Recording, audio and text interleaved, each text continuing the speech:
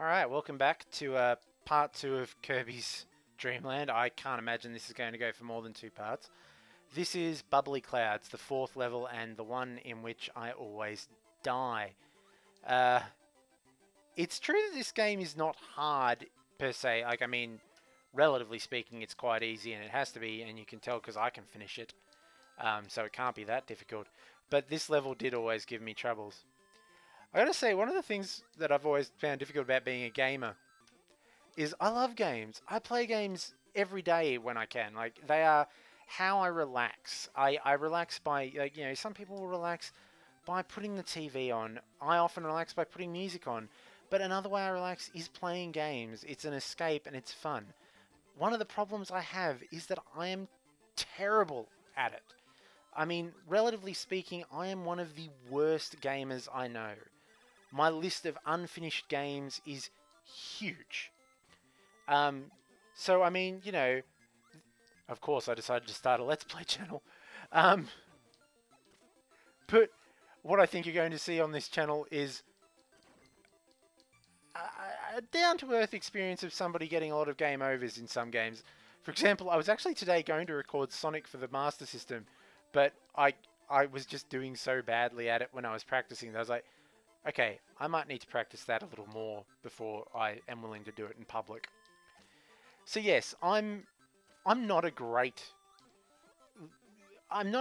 skilled gamer, but I've got to say it's never dampened my enthusiasm for this hobby, and it's never made it any less of an escape and relaxation.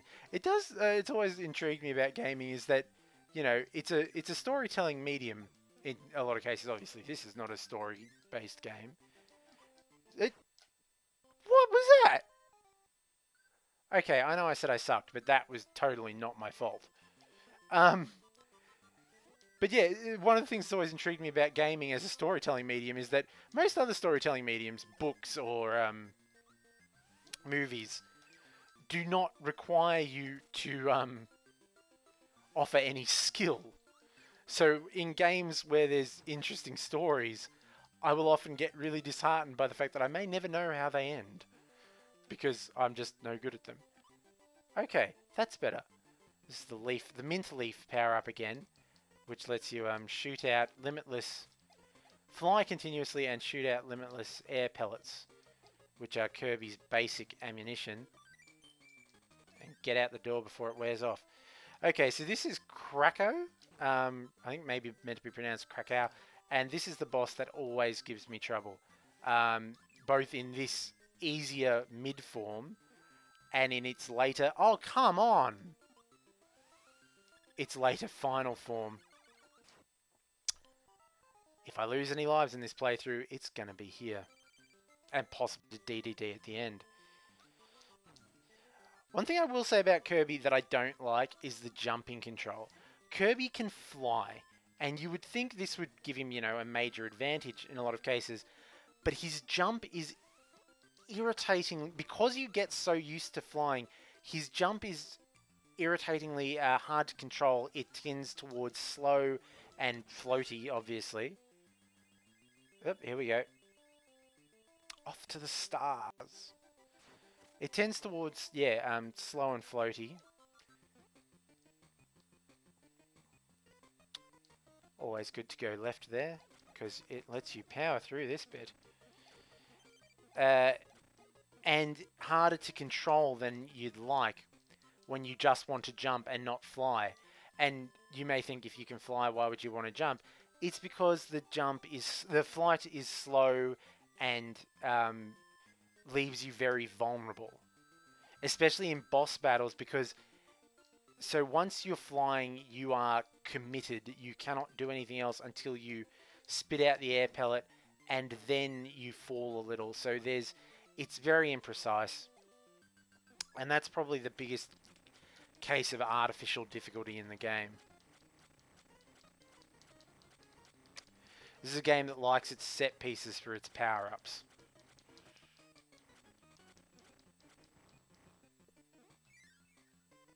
That star block over there always bothered me because it looks like you should be able to do something with it, but I've never worked out what. Okay, we're going to go up here and through the roof, and we're not going to go through the door, we're going to go through the moon. I always found this bit quite relaxing because you just fall. Oh, shoot. Get the tomato. If you fly, you will miss out on all the goodies. You've got to let Kirby fall. See, even there I missed out on the 1-up. But we've now got the final boss of this level. And I maintain that he's the hardest boss in the game. DeDeDe is harder in a way, but it's an artificial difficulty. He's harder because he's got a longer life bar. In terms of attack patterns and that kind of thing, I always found Krakow to be the harder boss because he will do things like that, and you can jump over him when he does that. But again, as I said, the jump controls are just not quite as precise as I'd like to guarantee a jump, and then he will also have done something like drop a Waddle Dee that will hit you when you do that. But we got through him on the first go. Hallelujah. I mean, and to take an example that the game does ramp up, so that took me 6 minutes, whereas the first 3 levels took me just 10. So now we're coming to the final level, which is Mount DeDeDe. I like that Mount DeDeDe gets lowercase letters. Nothing else does. They really want you to say it DeDeDe. As opposed to, I don't know, DeDeDe. Sorry, I'll stop being silly now. So this is the very egotistical Mount DeDeDe, where DeDeDe has plastered pictures of himself all over the walls. So as you can see here, we've got the pictures of the 4 bosses again. So let's go through Wispy Woods. And we're back in Green Greens, complete with the classic music. So in this level, it's a boss rush, which for those unfamiliar with the term means you just fight a whole bunch of bosses again. But you get a little bit of each boss's level first, and at the end of each one, you have to touch what I always thought of as the Shadow Kirby to make the spiked ball disappear. It's the only way to defeat it. You can't kill the spiked balls in any other way. So we got Wispy Woods again. The boss battles are no harder. They aren't. Yeah, there's no greater challenge to them. They don't offer a new feature to the boss. Oh my god, I took a hit on Wispy Woods. This game does have a hard mode, which I'm not playing. But even so, yeah, the bosses remain the same as when you fought them the first time. Back to Castle Lolo though. I do like that they at least, as short as they are, they at least came up with original bits for the levels rather than just replaying a pre-existing part of each level. And touch the Shadow Kirby and in we go. And we've got Lolo and La La La again.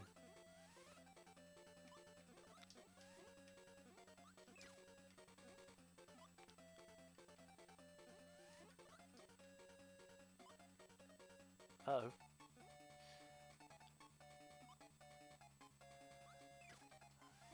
I think being patient is the best way to go about this boss battle because, I mean, the temptation is really to try and rush it. But, I mean, if you're patient, it is really easy. See, that was me trying to rush it.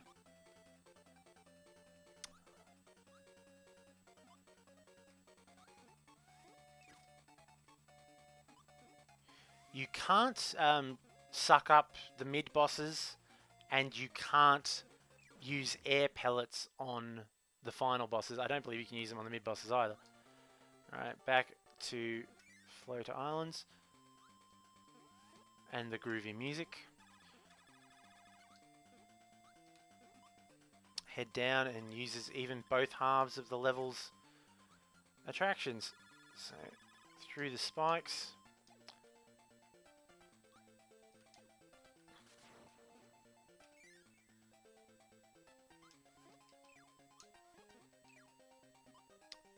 And the mint leaf, and we're into shoot 'em up territory again. That's one of the other things I like about this game, is that it's willing to throw out the variety. I mean, you know, you're much like Super Mario Land. Suddenly, you know, you've gone from being in a platformer to, apropos of nothing, a shoot 'em up with what is quite clearly a shoot 'em up boss. games were creative and willing to do different things in this era, and I think that was one of my favourite things about the early era of gaming is that, or the earlier era of gaming, I am going to going to lose a life to this boss because I only have 1 hit point. In fact, I may not even make it to the boss. We'll see. Touch the Shadow Kirby, and all the enemies go. Can I beat Krakow with 1 point? I'm going to bet no.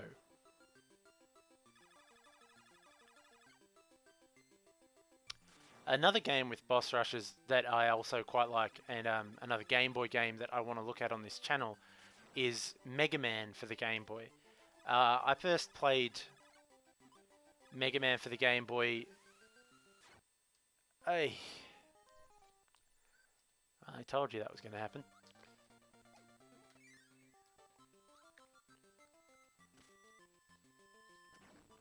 Mega Man, anyway, yes. I first played Mega Man for the Game Boy around the same time I got this game for it, actually. It was a whim purchase. I had some... It was on special at Toy World. I was scouring Shepparton for a copy of Link's Awakening DX, and no one seemed to have it. But Toy World had a copy, and they also had a copy of Mega Man, which they were selling for $20. I had some leftover birthday money, and I said sure. I was looking to get more Game Boy games at that time. And so I played Mega Man Dr. Wily's Revenge. It was the first Mega Man game I ever played. As a result, I have really fond memories of the Game Boy Mega Man games. I later got Mega Man 2, and more recently I got the rest of the series, although Japanese versions, and I haven't played them yet. So if I do a Let's Play of them, it might be interesting. Oh! I got cocky then. I thought I had him, but I wasn't paying attention to the health counters. I don't mind if I beat this guy and then lose a life to DeDeDe to refill my health.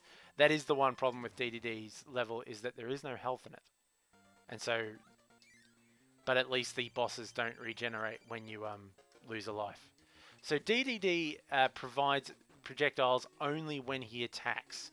So unlike Wispy Woods, whose attacks are easily dodgeable and, you know, the apples are designed to give you ammo, DeDeDe's generates these stars, but you've got to be standing close to him to get them, and he can suck you up. He's the only other character in the game besides Kirby with a suction attack. So don't stand too close to him. But when he does his dive or his hammer, he will generate those stars and you can attack him with that. And you've got to learn to work out where he's going to land his attack so you don't let him corner you. I always like that this fight takes place in a boxing ring. There's just something so incongruous about, you know, a boxing ring at the end of a Kirby game.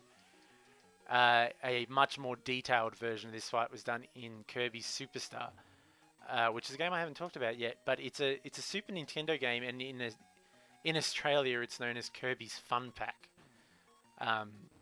Although I believe the DS version here was at least called Superstar Deluxe, the same as it was in America. Okay, let's try that again. But with full health this time, so I have no excuses.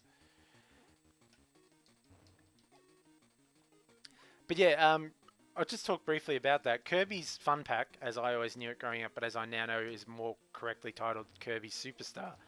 Although I still think Kirby's Fun Pack is the more accurate example of a name.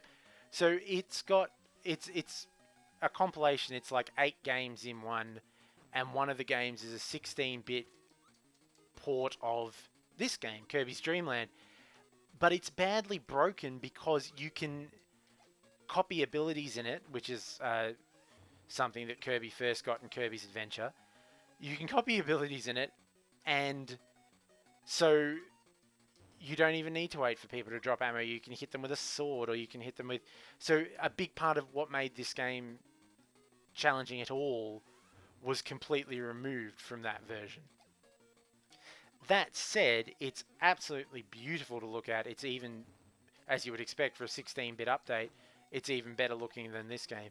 The other games in the compilation are original. Then it's not like Mario All-Stars with... See, I could have stood there and took that, but I'm a bit nervous because I got so little health left because I've done stupid stuff like that.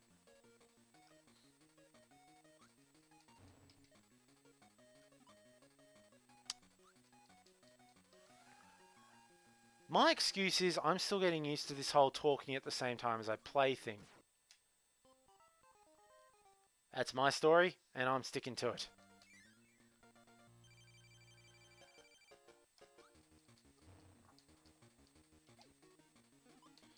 DeDeDe is meant to be a penguin. Forgive me if I say that doesn't really come across here. It comes across much better in later games, but still. He's a big fat penguin with a hammer.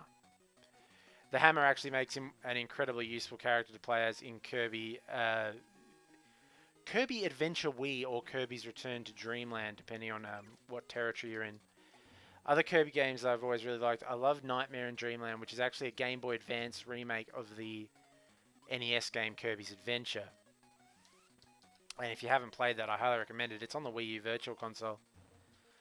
Speaking of, this week coming out on the Wii U Virtual Console, the remaining, for Australians at least, I think these have been out in America for a while, but Super Mario Advance 1, 2, and 4 all came out on the Virtual Console, which may seem redundant, as on the Virtual Console you can already get Super Mario Brothers 3, 2, 3, and World. But I actually am really glad those have come out, because maybe it was because I grew up with them, but I always felt that the advanced versions were better. Especially of Mario World. I love the advanced version of Mario World. I love the fact that you can play as Luigi with his Lost Levels differences. I love the fact that you can... Oh, come on! I love the sampled speech. I love that kind of thing. And, yeah. Oh, balls. Kirby's Dream Land Part 2. Braden gets his ass kicked by DeDeDe over and over and over again. Yeah, remember when I said I wasn't very good at games? This is an example. Although I've got to say, I usually don't get this much trouble from DeDeDe. I'm playing quite badly. There's a reason I started with Commander Keen.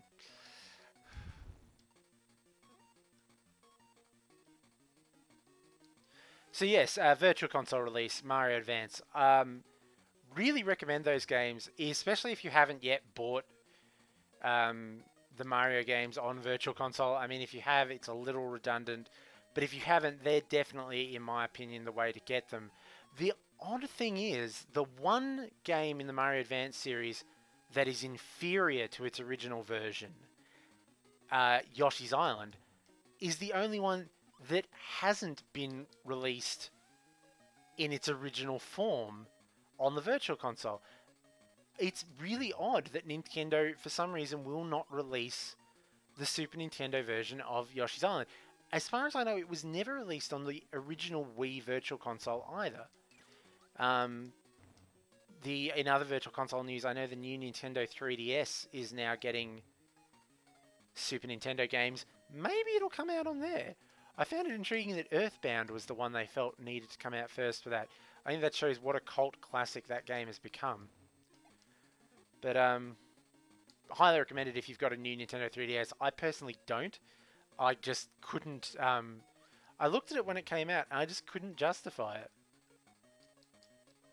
I think it was really just, it is, like, the only reason you would buy a new Nintendo 3DS was if, when it came out, you hadn't bought a 3DS or 2DS yet. And as I already had, I just couldn't justify it. I find it really baffling that the Super Nintendo Virtual Console games on that are only for new Nintendo 3DS owners. I cannot see what about the new Nintendo 3DS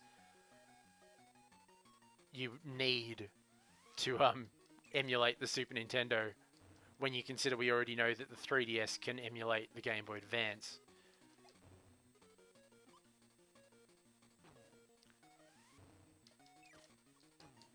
Oh! Got it. Oh, come on, come on, come on. One more hit, one more hit. I can do this. I'm sure I can do this. Yes! And that is Kirby's Dream Land. There goes DeDeDe. You can tell by the massive fat silhouette. And all the pop stars align. And now...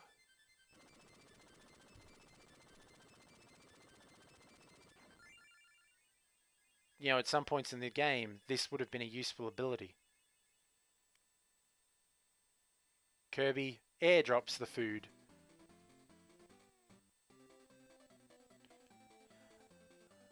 And we get one of the cooler credit themes. Programmer Sunday Rain. Mammy Preco.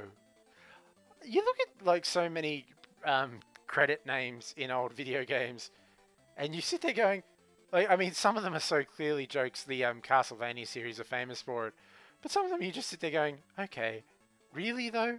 Like, you know, Sunday Rain could be a real person, but I somehow doubt that is their actual name.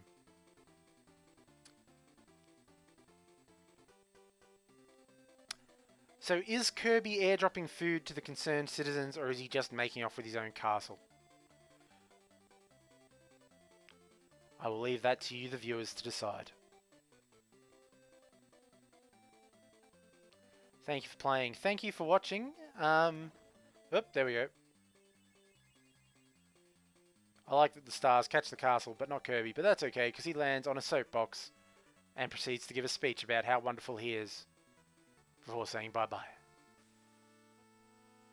Anyway, I hope you enjoyed Kirby's Dream Land. Hope you'll join us next time. If you've got any ideas... oh yeah, this is how you get the hard mode. Press up and A on the title screen to start a new adventure. There is also a cheat mode. Down and B, I think. Down, select and B will give you essentially a hyper easy mode. I may be remembering that wrong. I'll have to try that out. Anyway, if you've got any suggestions of what games you'd like to see next, be sure to leave it in the comments or drop me a line on Facebook. You can find us at Play It Loud on Facebook. Be sure to check out the blog, playitloudgames2.blogspot.com.au. And we'll be back with another Let's Play soon. So see you then, and until then, play it loud.